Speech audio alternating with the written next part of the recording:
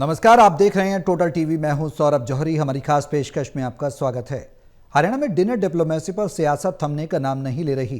हरियाणा सरकार के पूर्व मंत्री और नांगल चौधरी के पूर्व विधायक डॉक्टर अभय सिंह यादव के सोशल मीडिया पोस्ट से डिनर डिप्लोमेसी ने नया मोड़ ले लिया। उन्होंने मंजू चौधरी के बहाने बिना नाम लिए राव इंद्रजीत सिंह पर कड़ा प्रहार किया। उन्होंने कहा कि अभय सिंह ने पार्टी में शामिल करने के लिए कांग्रेस नेता मंजू चौधरी को डिनर पर आमंत्रित किया। उनका डिनर ही नहीं, बीजेपी में भी स्वागत है। उन्होंने आगे कहा कि गठबंधन का भाईचारा भी बना रहेगा और पार्टी का बंधन भी नहीं रहेगा। उधर मंजू चौधरी के डिनर में जाने से कांग्रेस पर भी सवाल उठ रहे हैं। कांग्रेस का अपने ही विधायकों पर नियंत्रण नहीं है, ये सवाल। ऐसे में कांग्रेस कैसे मजबूत संगठन और मजबूत नेतृत्व प्रदेश को दे पाएगी, ये तमाम बड़े सवाल हैं।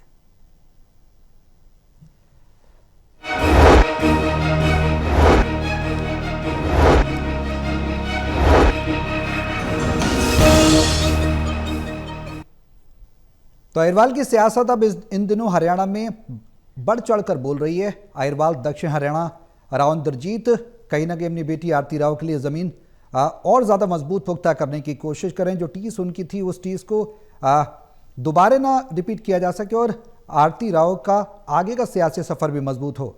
अब सवाल कई खड़े हो रहे हैं, क्या कांग्रेस एमएलए मंजू चौधरी जो डिनर में शामिल हुई हैं, उनका इसके पीछे शामिल होने का क्या कुछ कारण है? बीजेपी में भी वो शामिल होने वाली हैं, ये भी अब सियासत शुरू हो गई, इस पर वार पलटवार हो रहा है। और अब सवाल ये भी कि कांग्रेस का क्या अपने विधायकों पर, अपने नेताओं पर नियंत्रण नहीं है और क्यों वो डिनर डिप्लोमेसी में शामिल हो रहे हैं? बीजेपी की, खासकर बीजेपी के दिग्गज नेता के डिनर डिप्लोमेसी में ये तमाम सवाल उठने लगे हैं। और क्या राजनीतिक इनके मायने हैं और कांग्रेस किस तरह से मजबूत संगठन दे पाएगी जब अपने ही नेताओं और विधायकों पर पार्टी का नियंत्रण नहीं है? ये दोनों पहलू हैं जिन पर चर्चा करेंगे हमारे सहयोगी। हमारे साथ मौजूद हैं हिसार से टोटल टीवी के associate editor doctor Mahesh Kumar, Panipat से टोटल टीवी के एसोसिएट एडिटर देवेंद्र कथुरिया और वरिष्ठ पत्रकार वीरेंद्र सोनी जी हमारे साथ चर्चा में बने हुए हैं। आप सभी के साथ चर्चा आगे बढ़ाऊंगा, लेकिन उससे पहले एक रिपोर्ट देखिए, फिर करेंगे चर्चा शुरू।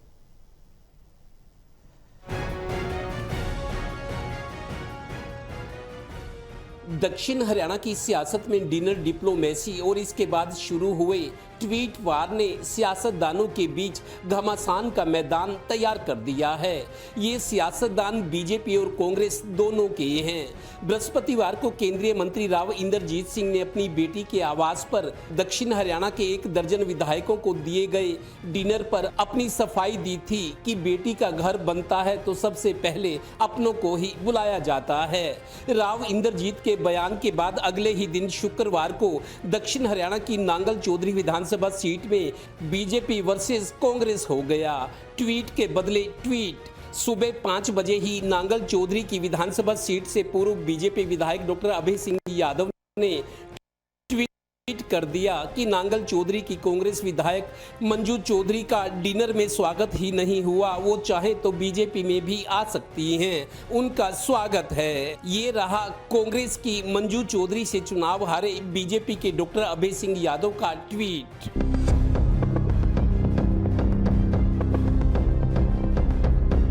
गौरतलब है कि डॉक्टर अभय सिंह यादव का ट्वीट आते ही नांगल चौधरी की कांग्रेस विधायक मंजू चौधरी ने इतना बड़ा ट्वीट कर दिया कि इसे पढ़ने और समझने में ही 15 मिनट लग जाएं।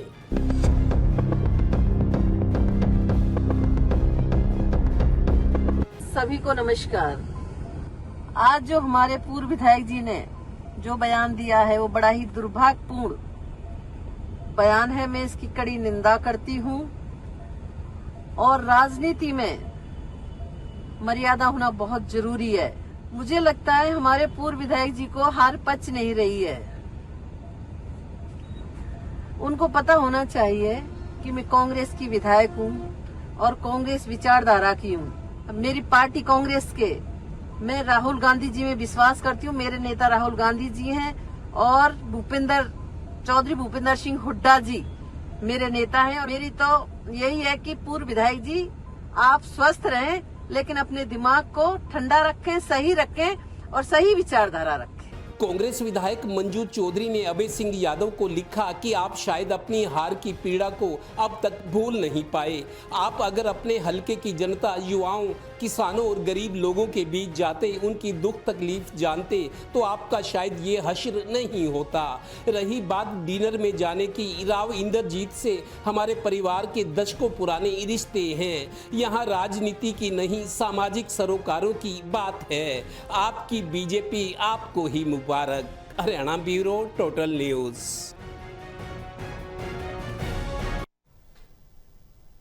तो सवाल तो उठेंगे, जब चिंगारी होगी तो आग तो लगेगी ही, और आग लगेगी तो दूर तलक जाएगी, और शोर भी होगा कि आखिर दहक क्यों रही है आग, और ये राजनीतिक आग आखिर अब आगे क्या मोड़ लेगी। ये तमाम सवाल अब उठने लगे। कांग्रेस बीजेपी में सियासत चरम पर है, और डिनर डिप्लोमेसी के बाद अब ट्वीट वॉर भी शुरू हो गया।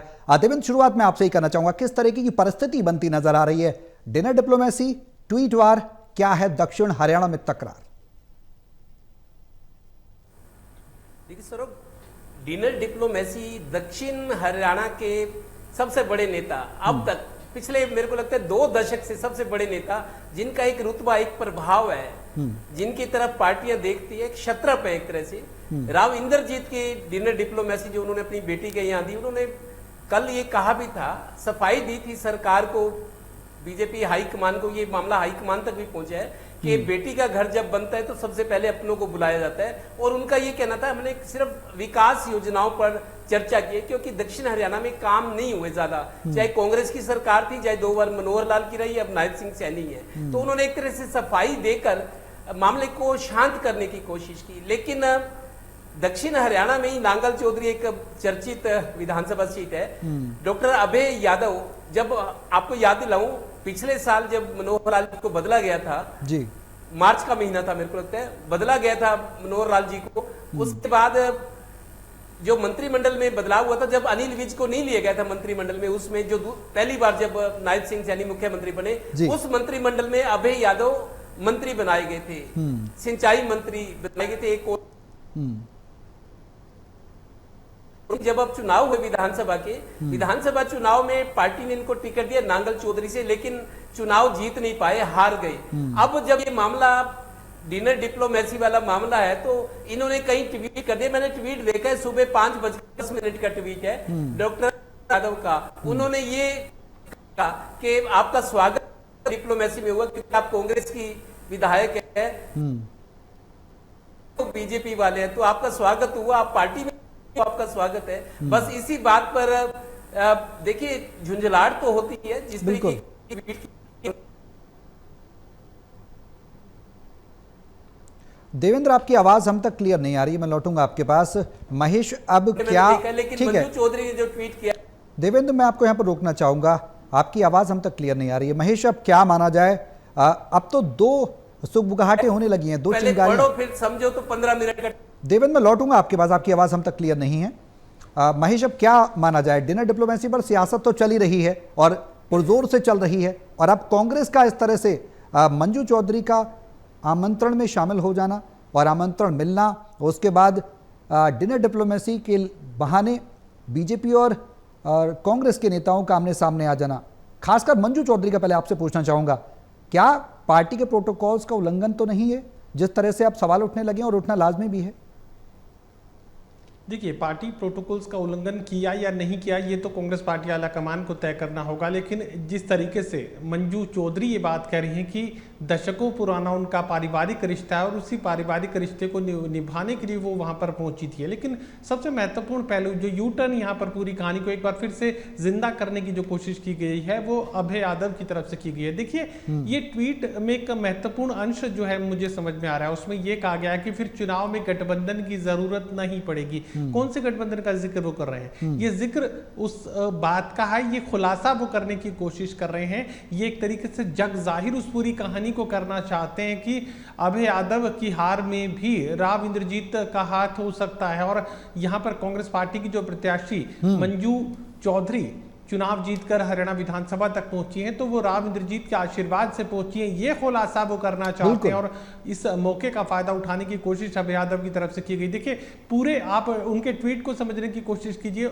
हर चीज समझ में आएगी। भारतीय जनता पार्टी में स्वागत है। अगर आप नांगल चौधरी की राजनीति कर रहे हैं तो उसी विधानसभा क्षेत्र में किसी दूसरे राजनीतिक दल के प्रभावशाली नेता के आने का स्वागत आप किस रूप में करेंगे और क्यों करेंगे? वो स्वागत इस रूप में कर रहे हैं, एक बहाने से वो पूरी कहानी का खुलासा करने की कोशिश कर रहे हैं, जिसमें सबसे महत्वपूर्ण अंश जो इस पूरी कहानी में समझने का, ट्वीट में समझने का, वो ये है कि फिर चुनाव में गठबंधन की जरूरत नहीं पड़ेगी। ये गठबंधन जो है ये दरअसल उस मदद का जिक्र कर रहे हैं कि जो कि भारतीय जनता पार्टी के घोषित उम्मीदवार होने के नाते राव इंद्रजीत की जो मदद यहां पर मिलनी चाहिए थी वो उन्हें नहीं मिली और यही वजह है कि वो अब खुलासा उस बात का करना चाहते हैं कि आपको गठबंधन की, फिर अप्रत्यक्ष गठबंधन की, पर्दे के पीछे से कुछ करने की जरूरत नहीं पड़ेगी। अगर इतने ही पारिवारिक रिश्ते हैं, इतने ही आप राव इंद्रजीत के मंजू चौधरी अगर नजदीक है तो फिर भारतीय जनता पार्टी में ही आप शामिल हो जाइए। इसके पीछे से कुछ छुपा कर करने की, किसी को हराने की, घोषित उम्मीदवार को हराने की जरूरत फिर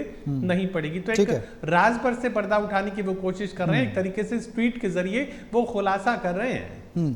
बिल्कुल बेहद अहम सवाल जिसका जवाब आपने दिया और ये बेहद अहम बिंदु भी है। वीरेंद्र जी, अब क्या माना जाए कि मंजू चौधरी को लेकर जिस तरह से अब सवाल उठने लगे हैं, राव इंद्रजीत का मंजू चौधरी को जिताना, जिस तरह से महेश भी कह रहे हैं अभय यादव को हराना, आखिर चल क्या रहा है पार्टी के अंदर, पार्टी के बाहर?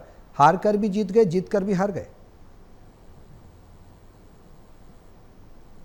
समाप्त हो जाना चाहिए था तो, लेकिन ये बढ़ता ही जा रहा है। ये नित्य प्रतिदिन कोई ना कोई नया प्रसंग जुड़ जाता है। अब इसके भी ज्यादा अभय सिंह यादव जो केंद्रीय मंत्री मनोहर लाल जी से मिले हैं, उन्होंने मनोहर लाल से अपनी मुलाकात पर एक्स पर लिखा है। तो इस तरह से ये गुटबाजी को बढ़ावा देने की बात है। देखिए, ये स्थानीय राजनीति जो है नांगल चौधरी की राजनीति तक उभर कर आया है। अब देखिए, अब मंजू चौधरी कांग्रेस की विधायक है, वो उनकी आस्था कांग्रेस के प्रति है, वो भारतीय जनता पार्टी में शामिल नहीं होने वाले क्योंकि दल बदल कानून लागू होता है। तो ऐसे में हाँ, राव इंद्रजीत के साथ उनकी सहानुभूति है, उनके साथ वो उनकी समर्थक भी हैं, लेकिन अगर इलाके के लोग मिलते हैं, अगर बैठकर बातचीत करते हैं, उस पर तो कोई रोक है नहीं। तो इस तरह का एक विषय को एक अनावश्यक जो है विवाद पैदा कर दिया गया, वो भी 15 दिन के बाद। तो इससे पीछे की क्या मंशा हो सकती है आसानी से समझा जा सकता है। और ये बात भी हो सकती है, देखिए अब राव इंद्रजीत केंद्र में मंत्री है, उनकी बेटी हरियाणा में कैबिनेट मंत्री है। तो एक व्यक्ति एक पद का जो सिद्धांत होता है उसके अंदर, मतलब एक ही परिवार के अंदर 2 पद कैसे रह सकते हैं, पार्टी में इस बात पर भी सवाल उठ सकते हैं। हो सकता है कोई ऐसा परिवर्तन होने वाला हो, क्योंकि राव इंद्रजीत जो है तीसरी बार केंद्र में मंत्री बने हैं, वो राज्य मंत्री है, और ऐसे में क्या नया मंत्रिमंडल का पुनर्गठन होने वाला है, क्या उसके अंदर उनकी टीस उभर कर आ रही है, या ये कहने की बातें विरोधियों की हैं, ये कुछ भी हो सकता है। लेकिन एक बात तो माननी पड़ेगी कि दक्षिणी हरियाणा की राजनीति में उबाल आ गया है और ये भारतीय जनता पार्टी के लिए अच्छा संकेत नहीं है। भारतीय जनता पार्टी अनुशासित पार्टी है, तो ऐसे में प्रदेश अध्यक्ष मोहनलाल बलोडी, संगठन मंत्री फरींद्रनाथ शर्मा का ये जिम्मेदारी बनती थी कि इस विषय को, इस प्रसंग को समाप्त कराया जाए, लेकिन ये तो बढ़ता ही जा रहा है। और इसके पीछे कौन लोग हैं वो तो भी सामने नहीं आ रहे। ये माना जा सकता है कि राव इंद्रजीत का, जिनसे 36 का आंकड़ा है, वो लोग पीछे है। मानेसर का जो है डिप्टी मेयर का और सीनियर डिप्टी मेयर का चुनाव है, पहले मेयर के चुनाव में भी काफी कुछ हुआ।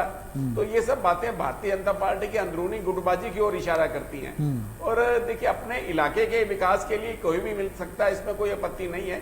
और जिस तरह से मंजू चौधरी ने जवाब दिया है अभय सिंह यादव को, तो देखो 2 बार वो विधायक रहे हैं, मंत्री भी रहे हैं, लेकिन उसके बाद अगर वो चुनाव हार जाते हैं तो उनकी टीस उभर सकती है, उनकी पीड़ा स्वाभाविक है। और मंजू चौधरी ने जिस तरह से उनको अपने ट्वीट के जरिए लपेटा है, तो इस तरह से ये विषय और बढ़ने वाला है। अब वो भारतीय जनता पार्टी और कांग्रेस के बीच में रहने वाला है। लेकिन राव इंद्रजीत की जो भूमिका है, उनकी भूमिका पर जो विरोधी सवाल उठा रहे हैं, वो अभी पर्दे के पीछे हैं, वो अभी खुलकर सामने नहीं आ रहे। तो इसमें उनको कोई सफलता हाथ नहीं मिलने वाली, और ये भारतीय जनता पार्टी को इस विषय को समाप्त कराने के लिए पहल करनी चाहिए। वीरेंद्र जी, एक सवाल बेहद अहम है। कांग्रेस जो एमएलए हैं जब पहुंची डिनर में, तो उसके बाद अब कांग्रेस पर भी सवाल उठने लाजमी हैं कि कांग्रेस का अपने ही विधायकों पर नियंत्रण नहीं है। ऐसे में संगठन बनाने की दिशा में, संगठन को पुनर्गठित करने की दिशा में पार्टी काम कर रही है। लगातार जिलाध्यक्षों की नियुक्ति पर जोर दे रही है कांग्रेस पार्टी। उसके बाद प्रदेश अध्यक्ष होगा, नेता विपक्ष होगा, मजबूत संगठन होगा, एकजुट होंगे, क्या इस पर कुछ असर पड़ेगा इन मुलाकातों का? नहीं, इस पर कोई असर नहीं पड़ने वाला। देखिए, सिरसा के विधायक हैं, जो कांग्रेस के विधायक हैं, शैलबाला है, उस तरह से शैलबाला चौधरी जो है वो जी। भी मुख्यमंत्री की प्रशंसा कर चुकी हैं। देखिए, जिसने अपने स्थानीय विकास के कार्य कराने हैं, मुख्यमंत्री से, मंत्री से मिलना पड़ता जी। है, अपनी विकास की जो प्राथमिकताएं, योजनाएं बतानी पड़ती हैं। और ये कोई पार्टी का कार्यक्रम नहीं था, मतलब भारतीय जनता पार्टी का कार्यक्रम नहीं था। ये अनौपचारिक मिलना जुलना रहता है, इसमें कोई बुराई नहीं है और इसका कोई अर्थ भी नहीं है। देखिए, इस तरह की मुलाकातें होती रहती है, सामाजिक कार्यक्रमों में भाग लेते रहते हैं, एक दूसरे के सुख दुख में भी शरीक होते रहते हैं, तो इस पर कोई ऐसी विशेष बात नहीं है। हाँ, देखिए, ये बात कहने की अवश्य है कि राव इंद्रजीत सिंह जब कांग्रेस में थे तब उनकी मुख्यमंत्री हुड्डा से नहीं बनी, फिर जब भारतीय जनता पार्टी में आगे मनोहर लाल से नहीं बनी, फिर उसके बाद नैब सिंह सैनी से नहीं बनी। तो ये लोग कहने वाले कह सकते हैं कि उनकी तो किसी मुख्यमंत्री से पटड़ी बैठी नहीं। हाँ, उनका कहना है कि वो अपने लिए नहीं, अपने क्षेत्र के विकास के लिए लड़ते हैं। जब उनके क्षेत्र का अपेक्षित विकास नहीं होता तो उनकी पीड़ा झलकती है, वो पीड़ा सार्वजनिक रूप से व्यक्त करते हैं। कोई वो पर्दे के पीछे राजनीति नहीं करते, वो स्पष्ट कहते हैं, वो इसलिए सार्वजनिक मंचों पर भी ये बात कहते रहे, तो इसलिए उनकी ये पीड़ा झलकती है। देवेंद्र, सवाल ये है कि अब आगे किस तरीके से ये जो सियासी वार पलटवार है ये देखने को मिलेगा, क्योंकि अब सवाल ये भी उठने लगे हैं कि कांग्रेस संगठन कैसे मजबूत देगी, नेतृत्व कैसे होगा। हरियाणा की सियासत में अगर पिछले पन्नों को पलट के देखें तो क्या इस तरीके की डिप्लोमेसी में क्या दूसरी पार्टी के नेता भी मिलते जुलते रहे हैं? और अगर मिलते जुलते रहे हैं तो फिर इस बार मंजू चौधरी पहुंची हैं विपक्ष पार्टी के होने के बावजूद, तो फिर सवाल क्यों? देखिए, जहां तक डिनर डिप्लोमेसी या टी डिप्लोमेसी भी हमने देखी है, कभी कभार होती है कि चाय पे बुलाया है, बहाना कोई होता है, लेकिन देखिए बात कोई ना कोई जरूर होती है। मैं आपको सौरभ ये बता दूं, कांग्रेस ठीक है अपनी जगह, गोकुल सेती है सिरसा से, या ये मंजू चौधरी है नांगल चौधरी से मंजू ये बता रही है कि किस तरीके से बेशक हमारे पारिवारिक संबंध है, लेकिन वो राहुल गांधी को और भूपेंद्र हुड्डा को अपना नेता बता रही है कि मैं कांग्रेस हूं, मेरी खून में कांग्रेस है, मेरा परिवार कांग्रेस है। हाँ। ये देखिए, ये उन्होंने अपनी सफाई दी, लेकिन सौरभ टाइमिंग जरूर देखनी चाहिए। अब मैं आपको बता रहा हूं, मेरे पास एक ठोस जानकारी है। दरअसल ये जो टाइमिंग है, जब डिनर डिप्लोमेसी क्यों हुई है, इसके पीछे एक वजह ये हो सकती है, प्रधानमंत्री आजकल विदेश दौरे पर है, 10 जुलाई को वापसी है, 10 जुलाई को प्रधानमंत्री ने वापस आना है। उनके आते ही बीजेपी के राष्ट्रीय अध्यक्ष का चुनाव जो अटका हुआ है, जिस पर कांग्रेस भी कह रही है कि आप हमारी गुटबाजी की बात करते हैं, आपके राष्ट्रीय अध्यक्ष और प्रदेश अध्यक्ष का हरियाणा का चुनाव क्यों नहीं हो पा रहा, तो कांग्रेस के पास भी मौका है, लेकिन टाइमिंग इसकी देखनी पड़ेगी। जो एक नीति बनाई है दबाव की, शायद प्रधानमंत्री का अगर दौरा होता है तो पहले से तैयारियां हो जाती हैं। राव इंद्रजीत को या नेताओं को पता लगता है कि प्रधानमंत्री का फलान दौरा है, 15 दिन 20 दिन 10 दिन पहले तैयारी होती है। टाइमिंग देखनी बहुत जरूरी है। प्रधानमंत्री 10 जुलाई को आ रहे हैं, बीजेपी के राष्ट्रीय अध्यक्ष का चुनाव होना है, उसके बाद हरियाणा का भी चुनाव प्रदेश का होल्ड पर है। और ये खबर पक्की आपको बता रहा हूं जी, बीजेपी के राष्ट्रीय अध्यक्ष के चुनाव के बाद केंद्रीय मंत्रिमंडल में फेरबदल की खबर है जी। केंद्रीय मंत्रिमंडल में भी फेरबदल बदलाव हो सकता है। यही वजह है कि राव इंद्रजीत ने इस टाइमिंग को मुफीद समझाओ के दबाव बनाने का एक मौका है। हो सकता है, ये बात भी हो सकती है डिनर डिप्लोमेसी की।